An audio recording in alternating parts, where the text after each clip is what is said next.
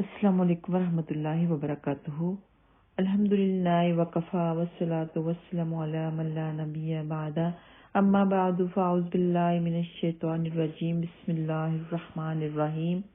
سورۃ البقرہ آیت نمبر 10۔ سب سے پہلے لفظی ترجمہ، اس کے بعد تفسیر انشاءاللہ تعالی۔ فی قلوبہم، ان سب کے دلوں میں، مرض، مرض ہے۔ مرض اس کا روٹ ورڈ ہے میم و ضاد، یعنی کہ جسمانی، قلبی، معمولی یا سخت، ہر طرح کی بیماری کے لیے مرض آتا ہے۔ یہ ہماری اردو زبان میں بھی ہم کہتے ہیں اس کو مرض ہے، یعنی کہ اس کو بیماری ہے۔ فزادہم، پس بڑھا دیا ان سب کو اللہ تعالی نے، مرضاً، مرض میں، بیماری میں، ولہم، اور ان سب کے لیے، عذاب، عذاب ہے، علیم، دردناک۔ فزادہم کا روٹ ورڈ زا الف دال ہے، اس کا مطلب بڑھنا یا بڑھا دینا، یعنی کہ زیادہ کر دینا، اور علیم کا مطلب ہے دردناک۔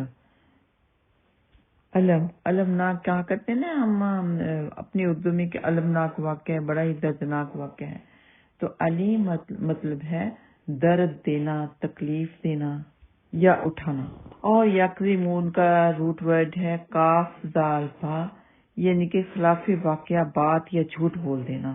یکذبون، جھوٹ بولنا، جھوٹ بولنے والا۔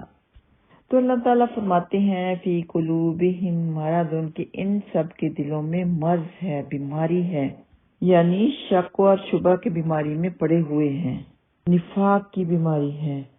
تو ایسے لوگوں کے لیے اللہ تعالیٰ نے کیا کیا کہ فزادہم اللہ، ہمارا دا کہ اللہ تعالیٰ نے ان کی بیماری کو، ان کے شک اور شبہ کی بیماری کو اور بڑھا دیا۔ کیسے بڑھا دیا؟ یعنی کہ جو منافق ہیں یہ مسلمانوں کی ترقی سے ڈرتے ہیں، اور اللہ تعالیٰ دن بدن مسلمانوں کو اور اسلام کو ترقی دیتا ہے، جس کی وجہ سے ان کی بیماری اور بڑھتی جا رہی ہے۔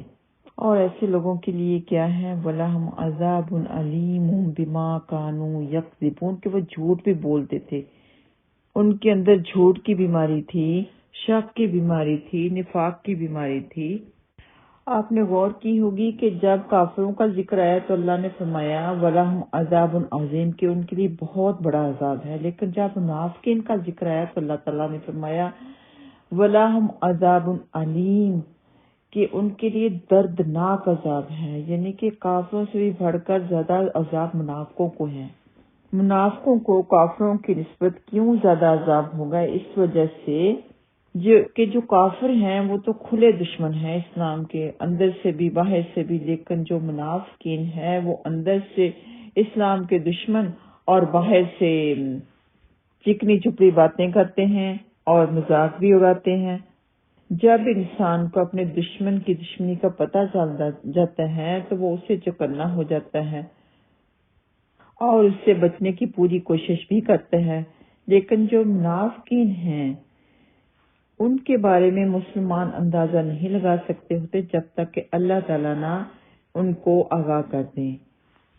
اسی وجہ سے مسلمان اکثر منافقین سے نقصان اٹھاتے تھے، کیونکہ وہ انہیں اپنا بھائی سمجھتے تھے، حالانکہ حقیقت یہ تھی کہ وہ مسلمان تو ہوتے ہی نہیں تھے، وہ تو منافق تھے، اندر سے منافقت سے بھرے ہوئے تھے، اندر ان کا نفرت سے بھرا ہوا تھا، اور باہر سے کہتے تھے ہم ایمان لائے، ہم تمہارے ساتھ ہیں۔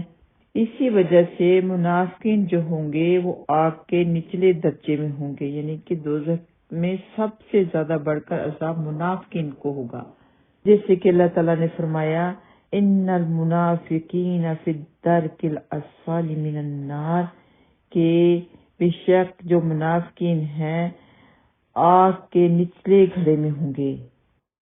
تو یہ ان کی بہت بری عادت تھی، سب سے بری عادت ان کی جھوٹ بولنا تھی، بما کانوا یکذبون، کہ ان کے جھوٹ بولنے کی وجہ سے انہیں عذاب علیم ہوگا۔ تو یہ آیت جو ہے یہ اس بات کی طرف بھی اشارہ کرتی ہے کہ جھوٹ بولنے کا ان کا اصل جرم تھا، سب سے بڑا جرم ان کا جھوٹ بولنا تھا، اسی بری عادت نے ان کو کفر اور نفاق تک پہنچا دیا تھا۔ اور حقیقت یہ ہے کہ سب خرابیوں کی جو بنیاد ہے جھوٹ بولنا ہی ہے، اگر انسان جھوٹ بولنا چھوڑ دے تو بہت خرابیوں سے، بہت سارے گناہوں سے بچ سکتا ہے، لیکن اگر یہ نہ چھوڑے تو ہر گناہ کر سکتا ہے۔ جھوٹ بولنا منافقین کی علامت ہے، جو کہ میں نے آیت نمبر 8 اور 9 میں بھی واضح کیا کہ اپنے بچوں سے بھی آپ لوگ جھوٹ نہ بولا کریں، کیونکہ ان کو پھر عادت پڑ جاتی ہے۔ پھر دل میں یہ بھی آتا ہے کہ جب ہمارے والدین ہم سے جھوٹ بول سکتے ہیں تو ہم کیوں نہیں بولتے۔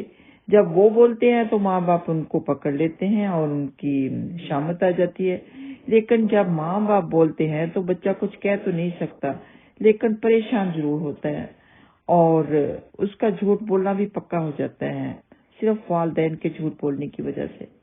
اس دور میں جو سب سے بڑا منافق تھا وہ عبداللہ بن ابی تھا۔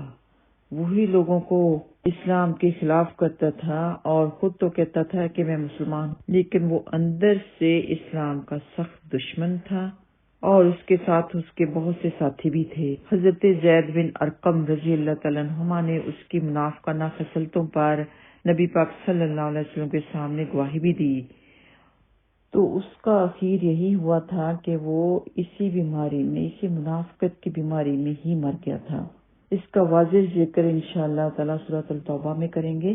اللہ تعالیٰ سے دعا ہے کہ اللہ تعالیٰ ہمیں صحیح معنوں میں قرآن پاک پڑھنے کی، سمجھنے کی، عمل کرنے کی اور مبلغ دین بننے کی توفیق عطا فرمائے۔ وآخر دعوانا ان الحمد للہ رب العالمین۔ السلام علیکم ورحمۃ اللہ وبرکاتہ۔